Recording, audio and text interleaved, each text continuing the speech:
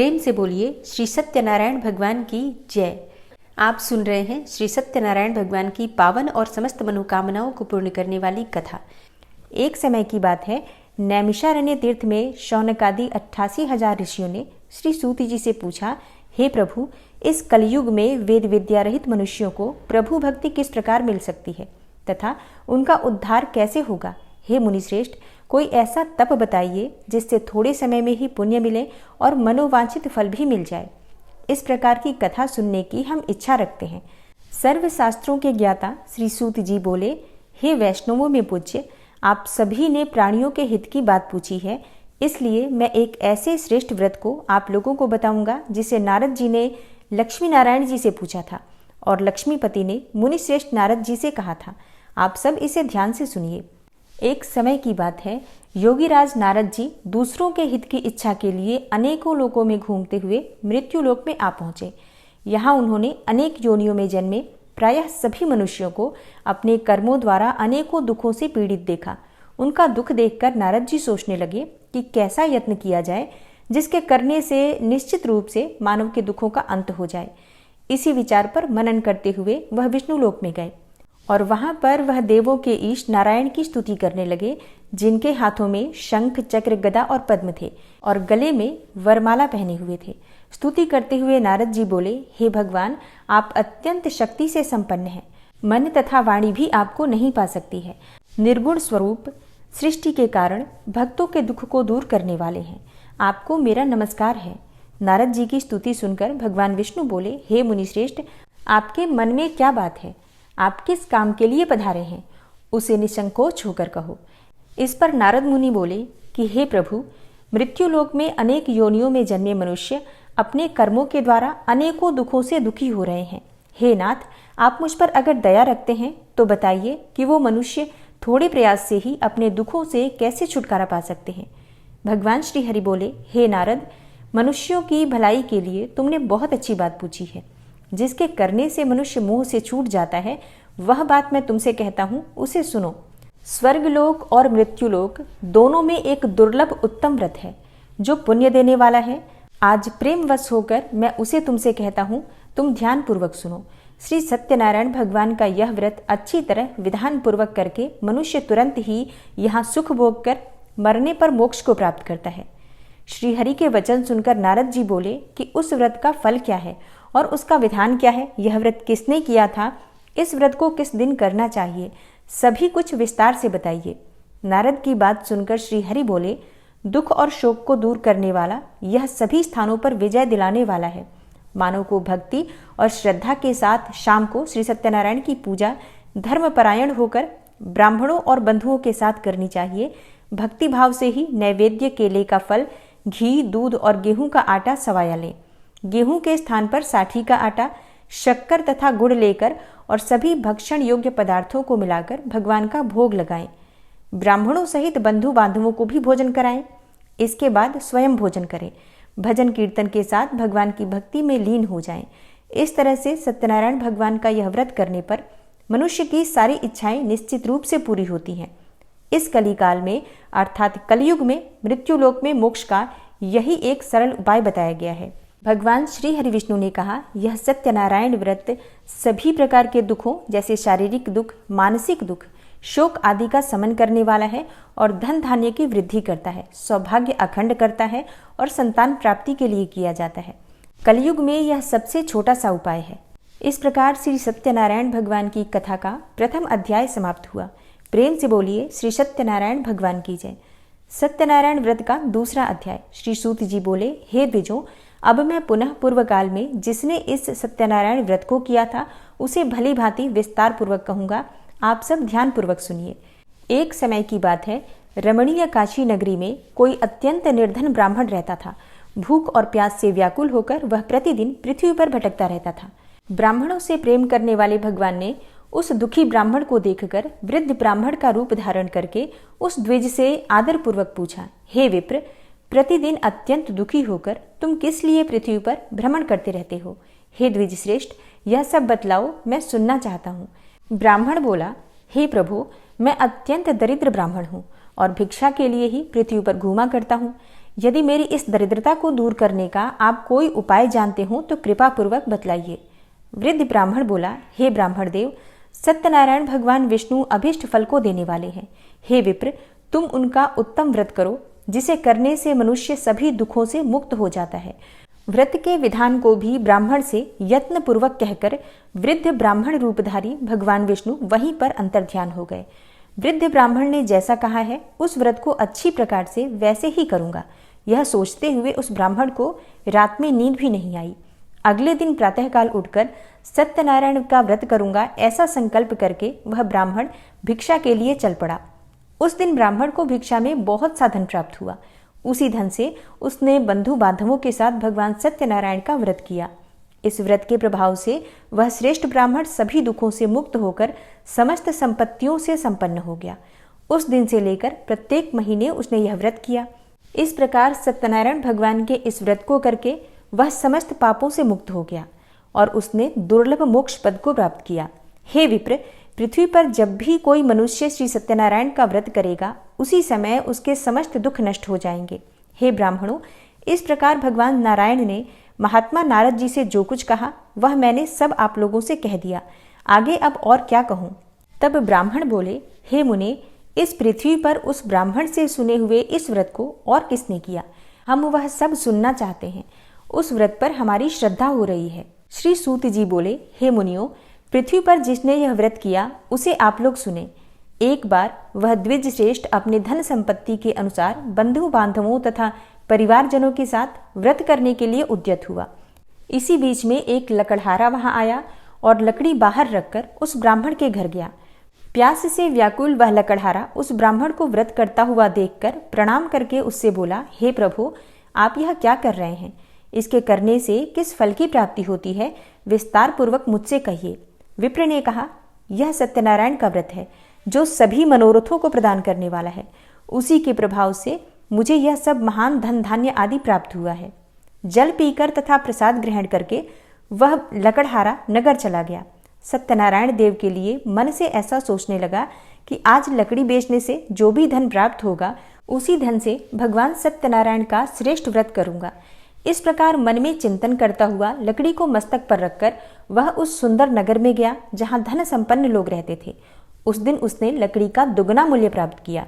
इसके बाद प्रसन्न हृदय होकर वह पके हुए केले का फल, शक्कर, घी, दूध और गेहूं का चूर्ण सवाया मात्रा में लेकर अपने घर आया। तत्पश्चात उसने अपने बंधु बांधवों को बुलाकर विधि विधान से भगवान श्री सत्यनारायण का व्रत किया और इस व्रत के प्रभाव से वह पुत्र और धन आदि से संपन्न हो गया और इस लोक में अनेकों सुखों का भोग करके अंत में सत्यपुर अर्थात वैकुंठ लोक चला गया। इस प्रकार भगवान सत्यनारायण की कथा का दूसरा अध्याय समाप्त हुआ। तो प्रेम से बोलिए श्री सत्यनारायण भगवान की जय। सत्यनारायण व्रत की कथा का तीसरा अध्याय। श्री सूत जी बोले, हे श्रेष्ठ मुनियों, अब मैं पुनः आगे की कथा कहूंगा, आप लोग ध्यान पूर्वक सुनिए। प्राचीन काल में उल्कामुख नाम का एक राजा रहता था। वह जितेंद्रिय, सत्यवादी तथा अत्यंत बुद्धिमान था। वह विद्वान राजा प्रतिदिन देवालय जाता और ब्राह्मणों को धन देकर संतुष्ट करता था।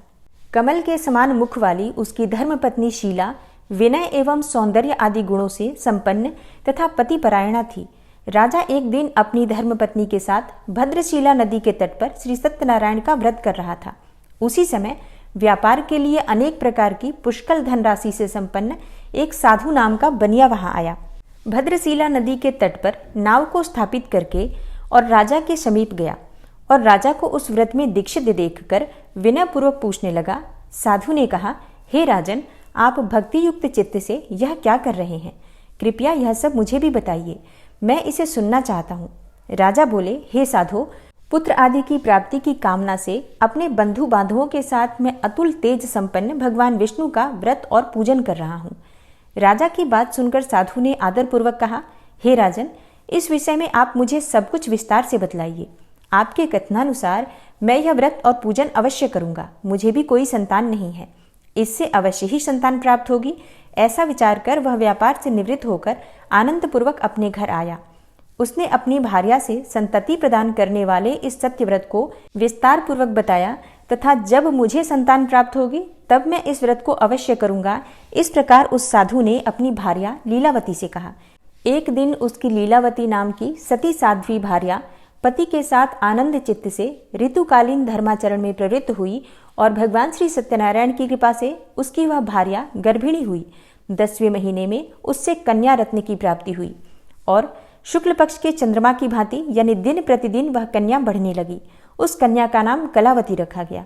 इसके बाद एक दिन लीलावती ने अपने पति से मधुर वाणी में कहा, आप पूर्व में संकल्पित श्री सत्यनारायण के व्रत को क्यों नहीं कर रहे हैं? साधु बोला, हे प्रिय, इसके विवाह के समय में यह व्रत करूंगा। इस प्रकार अपनी पत्नी को भली भांति आश्वस्त करके वह व्यापार करने के लिए नगर की ओर चला गया। इधर कन्या कलावती अपने पिता के घर में वृद्धि को प्राप्त होने लगी। तदनंतर धर्मज्ञ साधु ने नगर में सखियों के साथ क्रीड़ा करती हुई अपने कन्या को विवाह के योग्य देखकर आपस में मंत्रणा करके कन्या के विवाह के लिए श्रेष्ठ वर की खोज करो, ऐसा दूत से कहकर शीघ्र ही उसे भेज दिया। उसकी आज्ञा प्राप्त करके दूत कांचन नामक नगर में गया और वहां से एक वणिक का पुत्र लेकर आया।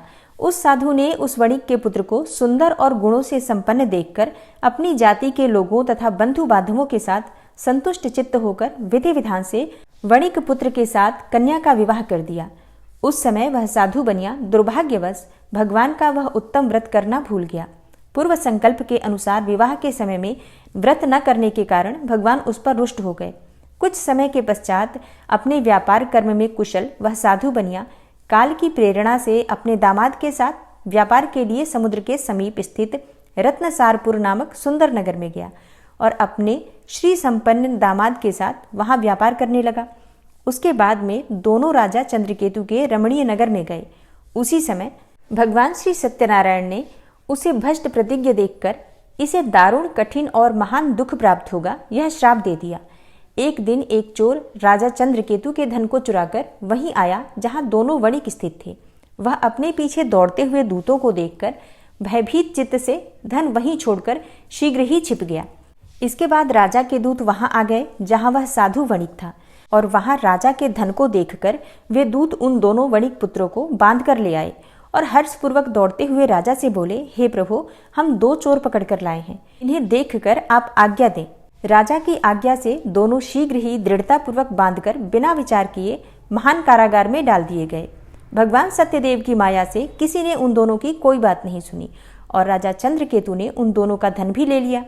भगवान के श्राप से वणिक के घर में उसकी भार्या भी अत्यंत दुखित हो गई और उनके घर में जो सारा का सारा धन था वह चोर चुरा ले गया। लीलावती शारीरिक तथा मानसिक पीड़ाओं से युक्त, भूख और प्यास से दुखी, अन्न की चिंता में दर दर भटकने लगी। कलावती कन्या भी भोजन के लिए इधर उधर प्रतिदिन घूमने लगी। एक दिन भूख से पीड़ित कलावती एक ब्राह्मण के घर गई। वहां जाकर उसने श्री सत्यनारायण के व्रत और पूजन को देखा। वहां बैठकर उसने कथा सुनी और वरदान मांगा। इसके बाद प्रसाद ग्रहण करके वह कुछ रात होने पर घर गई। माता ने कलावती कन्या से प्रेम पूर्वक पूछा, हे पुत्री, रात्रि में तू कहाँ रुक गई थी? तुम्हारे मन में क्या है? कलावती कन्या ने तुरंत माता से कहा, हे माँ, मैंने एक ब्राह्मण के घर में मनोरथ प्रदान करने वाला व्रत देखा है। कन्या की उस बात को सुनकर वह वणिक की भार्या व्रत को करने को उद्यत हुई और प्रसन्न मन से उस साध्वी ने बंधु बांधवों के साथ भगवान श्री सत्यनारायण का व्रत किया तथा इस प्रकार प्रार्थना की, हे भगवान, आप हमारे पति एवं जामाता के अपराध को क्षमा करें। वे दोनों अपने घर शीघ्र ही आ जाएं। इस व्रत से भगवान सत्यनारायण पुनः संतुष्ट हो गए तथा उन्होंने नृपश्रेष्ठ चंद्रकेतु को स्वप्न दिखाया और स्वप्न में कहा, हे नृपश्रेष्ठ, प्रातःकाल दोनों वणिकों को छोड़ दो और वह सारा धन भी दे दो जो तुमने उनसे इस समय ले लिया है, अन्यथा राज्य, धन एवं पुत्र सहित तुम्हारा सर्वनाश कर दूंगा। राजा से स्वप्न में ऐसा कहकर भगवान सत्यनारायण अंतर्ध्यान हो गए। इसके बाद प्रातःकाल राजा ने अपने सभासदों के साथ सभा में बैठकर अपना स्वप्न सुनाया और कहा, दोनों वणिक पुत्रों को शीघ्र ही मुक्त कर दो। राजा की ऐसी बात सुनकर वे राजपुरुष दोनों महाजनों को बंधन मुक्त करके राजा के सामने लाकर विनयपूर्वक बोले, हे महाराज, बेड़ी बंधन से मुक्त करके दोनों वणिक पुत्र लाए गए हैं। इसके बाद दोनों महाराज नृपश्रेष्ठ चंद्रकेतु को प्रणाम करके अपने पूर्व वृतांत का स्मरण करते हुए भय विह्वल हो गए और कुछ बोल न सके। राजा ने वणिक पुत्रों को देखकर आदरपूर्वक कहा, आप लोगों को प्रारब्धवश यह महान दुख प्राप्त हुआ है। इस समय अब कोई भय नहीं है। राजा ने वस्त्र अलंकार देकर उन दोनों वणिक पुत्रों को संतुष्ट किया तथा सामने बुलाकर वाणी द्वारा अत्यधिक आनंदित किया और पहले जो धन लिया था उसे दुगना करके दिया। उसके बाद राजा ने पुनः उनसे कहा, हे साधो, अब आप अपने घर को जाएं। राजा को प्रणाम करके दोनों महावैश्यों ने अपने घर की ओर प्रस्थान किया। इस प्रकार श्री सत्यनारायण भगवान की कथा का 3रा अध्याय समाप्त हुआ। तो प्रेम से बोलिए श्री सत्यनारायण भगवान की जय। सत्यनारायण व्रत की कथा का 4था अध्याय। श्री सूत जी बोले, साधु बनिया मंगलाचरण करके और ब्राह्मणों को धन देकर अपने नगर के लिए चल पड़ा। साधु के कुछ दूर जाने पर भगवान सत्यनारायण ने उसकी सत्यता की परीक्षा लेने की जिज्ञासा से पूछा, साधु, तुम्हारी नाव में क्या भरा है? तब धन के मद में चूर होकर दोनों महाजनों ने अवहेलना पूर्वक हंसते हुए कहा, हे दंडी सन्यासी, क्यों पूछ रहे हो? क्या कुछ मुद्रा लेने की इच्छा है? हमारी नाव में तो लता और पत्ते आदि भरे हैं। ऐसी निष्ठुर वाणी सुनकर सत्यनारायण वेशधारी श्री दंडी बोले, तुम्हारी बात सच हो जाए। ऐसा कहकर दंडी सन्यासी का रूप धारण किए हुए भगवान कुछ दूर जाकर समुद्र के समीप बैठ गए। दंडी के चले जाने पर नित्य क्रिया से निवृत्त होकर उतरी हुई अर्थात जल में ऊपर की ओर उठी हुई नौका को देखकर साधु अत्यंत आश्चर्य में पड़ गया और नाव में लता और पत्ते आदि देखकर मूर्छित होकर पृथ्वी पर गिर पड़ा। सचेत होने पर वणिक पुत्र चिंतित हो गया। तब उसके दामाद ने इस प्रकार कहा, आप शोक क्यों करते हैं? दंडी ने श्राप दे दिया है। इस स्थिति में वे ही चाहें तो सब कुछ कर सकते हैं, इसमें संशय नहीं है। अतः उन्हीं की शरण में चलें, वहीं जाकर मन की इच्छा पूर्ण होगी। दामाद की बात सुनकर साधु बनिया उनके पास गया और वहां दंडी को देखकर उसने भक्ति पूर्वक उन्हें प्रणाम किया तथा आदर पूर्वक कहने लगा, आपके सम्मुख मैंने जो कुछ कहा है वह असत्य भाषण रूप अपराध किया है। आप मेरे उस अपराध को क्षमा करें। ऐसा कहकर बारंबार प्रणाम करके वह महान शोक से व्याकुल हो गया। दंडी ने उसे रोता हुआ देखकर कहा, हे मूर्ख, रो मत, मेरी बात सुनो। मेरी पूजा से उदासीन होने के कारण तथा मेरी आज्ञा से ही तुम्हें बारंबार दुख प्राप्त हुआ है। भगवान की ऐसी वाणी सुनकर वह स्तुति करने लगा। साधु ने कहा, हे प्रभो, आश्चर्य की बात है कि आपकी माया से मोहित होने के कारण ब्रह्मा आदि देवता भी आपके गुणों और रूपों को यथावत रूप से नहीं जान पाते। फिर मैं मूर्ख आपकी माया से मोहित होने के कारण कैसे जान सकता हूँ? आप प्रसन्न होइए, मैं आपकी शरण में आया हूँ। मेरा जो नौका में स्थित पूरा धन था उसकी आप रक्षा कीजिए। उस बनिया की भक्तियुक्त वाणी सुनकर भगवान जनार्दन संतुष्ट हो गए। भगवान हरि उसे अभिष्ट वर प्रदान करके वहीं अंतर्ध्यान हो गए। उसके बाद वह साधु अपनी नौका में चढ़ा और उसे धन धान्य से परिपूर्ण देखकर भगवान सत्यदेव की कृपा से हमारा मनोरथ सफल हो गया, ऐसा कहकर स्वजनों के साथ उसने भगवान की विधिवत पूजा की। भगवान श्री सत्यनारायण की कृपा से वह आनंद से परिपूर्ण हो गया और नाव को प्रयत्नपूर्वक संभालकर उसने अपने देश के लिए प्रस्थान किया। साधु बनिया ने अपने दामाद से कहा, वह देखो, मेरी रत्नपुरी नगरी दिखाई दे रही है। इसके बाद उसने अपने धन के रक्षक दूत को अपने आगमन का समाचार देने के लिए अपनी नगरी में भेजा। उसके बाद उस दूत ने नगर में जाकर साधु की भार्या को हाथ जोड़कर प्रणाम किया तथा उसकी अभीष्ट बात कही। सेठ जी अपने दामाद तथा बंधु वर्गों के साथ बहुत सारे धन धान्य से संपन्न होकर नगर के निकट पधार गए हैं। दूत के मुख से यह बात सुनकर वह अति आनंदित हो गई और उस साध्वी ने श्री सत्यनारायण की पूजा करके अपनी पुत्री से कहा, मैं साधु के दर्शन के लिए जा रही हूँ, तुम शीघ्र आओ। माता का ऐसा वचन सुनकर व्रत को समाप्त करके प्रसाद का परित्याग करके वह कलावती भी अपने पति का दर्शन करने के लिए चल पड़ी। इससे भगवान सत्यनारायण रुष्ट हो गए और उन्होंने उसके पति को तथा नौका को धन के साथ हरण करके जल में डुबो दिया।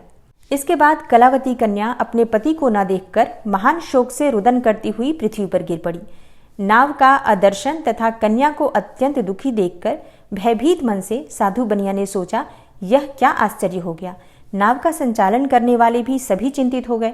तदनंतर वह लीलावती भी कन्या को देखकर विह्वल हो गई और अत्यंत दुख से विलाप करती हुई अपने पति से इस प्रकार बोली, अभी अभी नौका के साथ यह कैसे अलक्षित हो गया।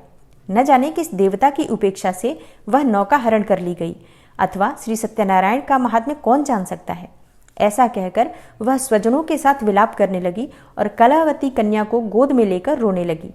कलावती कन्या भी अपने पति के नष्ट हो जाने पर दुखी हो गई और पति की पादुका लेकर उनका अनुगमन करने के लिए उसने मन में निश्चय किया। कन्या के इस प्रकार के आचरण को देखकर भार्या सहित वह धर्मज्ञ साधु बनिया अत्यंत शोक संतप्त हो गया और सोचने लगा, या तो भगवान सत्यनारायण ने यह अपहरण किया है अथवा हम सभी भगवान सत्यदेव की माया से मोहित हो गए हैं। अपनी धन शक्ति के अनुसार मैं श्री भगवान सत्यनारायण की पूजा करूंगा। सभी को बुलाकर इस प्रकार कहकर उसने अपने मन में इच्छा प्रकट की और बारंबार भगवान सत्यदेव को दंडवत प्रणाम किया। इससे दीनों के परिपालक भगवान सत्यदेव प्रसन्न हो गए। भक्तवत्सल भगवान ने कृपापूर्वक आकाशवाणी की, तुम्हारी कन्या प्रसाद छोड़कर अपने पति को देखने चली आई है। निश्चय ही इसी कारण उसका पति अदृश्य हो गया है। यदि घर जाकर प्रसाद ग्रहण करके वह पुनः आए तो हे साधु बनिया, तुम्हारी पुत्री पति को प्राप्त करेगी, इसमें कोई संशय नहीं है। कन्या कलावती भी आकाशमंडल से ऐसी वाणी सुनकर शीघ्र ही घर गई। उसने प्रसाद ग्रहण किया, पुनः आकर स्वजनों तथा अपने पति को देखा। तब कलावती कन्या ने अपने पिता से कहा, अब तो घर चलें, विलंब क्यों कर रहे हैं। कन्या की यह बात सुनकर वणिक पुत्र संतुष्ट हो गया और विधि विधान से भगवान सत्यनारायण का पूजन करके धन तथा बंधु बांधवों के साथ अपने घर गया। तदनंतर पूर्णिमा तथा संक्रांति पर्वों पर भगवान सत्यनारायण देव का पूजन करते हुए इस लोक में सुख भोग कर अंत में वह सत्यपुर वैकुंठ लोक में चला गया। इस प्रकार श्री सत्यनारायण भगवान की कथा का चौथा अध्याय समाप्त हुआ। तो प्रेम से बोलिए श्री सत्यनारायण भगवान की जय। पांचवा अध्याय। श्री सूत जी बोले, श्रेष्ठ मुनियों, अब इसके बाद मैं दूसरी कथा कहूंगा, आप लोग ध्यान पूर्वक सुनिए। अपनी प्रजा का पालन करने में तत्पर तुंगध्वज नाम का एक राजा था। उसने सत्यदेव के प्रसाद का परित्याग करके दुख प्राप्त किया। एक बार वह वन में पशुओं को मारकर वट वृक्ष के नीचे आया। वहां उसने देखा कि गोपगण बंधु बांधवों के साथ संतुष्ट होकर भक्तिपूर्वक भगवान सत्यदेव की पूजा कर रहे हैं। राजा यह देखकर भी अहंकारवश न तो वहां गया और न ही उसने भगवान सत्यनारायण को प्रणाम ही किया। पूजन के बाद सभी गोपगण भगवान का प्रसाद राजा के समीप रखकर वहां से लौट आए और इच्छानुसार उन सभी ने भगवान का प्रसाद ग्रहण किया। इधर राजा को प्रसाद का परित्याग करने से बहुत दुख प्राप्त हुआ। उसका संपूर्ण धन, धान्य एवं सभी 100 पुत्र नष्ट हो गए। राजा ने मन में यह निश्चय किया कि अवश्य ही भगवान सत्यनारायण ने हमारा नाश किया है, इसलिए मुझे वहां जाना चाहिए। वहां श्री सत्यनारायण भगवान का पूजन हो रहा था। ऐसा मन में निश्चय करके वह राजा गोपगणों के समीप गया और उसने गोपगणों के साथ भक्ति श्रद्धा से युक्त होकर विधि विधान पूर्वक भगवान सत्यदेव की पूजा की। भगवान सत्यदेव की कृपा से वह पुनः धन और पुत्रों से संपन्न हो गया तथा इस लोक में सभी सुखों का भोग करके अंत में सत्यपुर वैकुंठ लोक को प्राप्त हुआ। श्री सूत जी कहते हैं, जो व्यक्ति इस परम दुर्लभ श्री सत्यनारायण व्रत को करता है और पुण्यमयी तथा फल प्रदायिनी भगवान की कथा को भक्ति युक्त होकर सुनता है, उसे भगवान सत्यनारायण की कृपा से धन धान्य आदि की प्राप्ति होती है। दरिद्र भी धनवान हो जाता है। बंधन में पड़ा हुआ बंधनों से मुक्त हो जाता है। डरा हुआ व्यक्ति भयमुक्त हो जाता है। यह सत्य बात है, इसमें कोई संशय नहीं है। इस लोक में यह सभी इच्छित फलों का भोग करके अंत में सत्यपुर वैकुंठ लोक को प्राप्त करता है। हे ब्राह्मणों, इस प्रकार मैंने आप लोगों से भगवान सत्यनारायण के व्रत को कहा, जिसे करके मनुष्य सभी दुखों से मुक्त हो जाता है। कलयुग में तो भगवान सत्यदेव की पूजा विशेष फल प्रदान करने वाली है। हे मुनीश्वरों, पूर्वलोक में जिन लोगों ने भगवान सत्यनारायण का व्रत किया था, उसके अगले जन्म का वृतांत कहता हूँ, आप लोग श्रद्धा पूर्वक सुनिए। महान प्रज्ञा संपन्न सतानंद नाम के ब्राह्मण सत्यनारायण व्रत करने के प्रभाव से दूसरे जन्म में सुदामा नामक ब्राह्मण हुए और इस जन्म में भगवान कृष्ण का ध्यान करके उन्होंने मोक्ष को प्राप्त किया। लकड़हारा भील गुहों का राजा हुआ और अगले जन्म में उसने भगवान श्री राम की सेवा करके मोक्ष को प्राप्त किया। महाराज उल्कामुख दूसरे जन्म में राजा दशरथ हुए, जिन्होंने श्री रंगनाथ जी की पूजा करके अंत में वैकुंठ लोक को प्राप्त किया। इसी प्रकार धार्मिक और सत्यव्रती साधु पिछले जन्म के सत्यव्रत के प्रभाव से दूसरे जन्म में मोरध्वज नामक राजा हुआ। उसने आरे से चीरकर अपने पुत्र की आधी देह भगवान विष्णु को अर्पित करके मोक्ष को प्राप्त किया। महाराजा तुंगध्वज जन्मांतर में स्वयंभू मनु हुए और भगवत संबंधी संपूर्ण कार्यों का अनुष्ठान करके वैकुंठ लोक को प्राप्त हुए। जो गोपगण थे वे सब जन्म जन्मांतर में व्रजमंडल में निवास करने वाले गोप हुए और सभी राक्षसों का संहार करके उन्होंने भी भगवान का शाश्वत धाम गोलोक प्राप्त किया। इस प्रकार श्री स्कंद पुराण के अंतर्गत रेवा खंड में श्री सत्यनारायण व्रत कथा का यह 5वां अध्याय पूर्ण हुआ। तो प्रेम से बोलिए श्री सत्यनारायण भगवान की जय, श्री लक्ष्मी नारायण की जय। जय जय श्री कृष्णा, जय श्री राधे।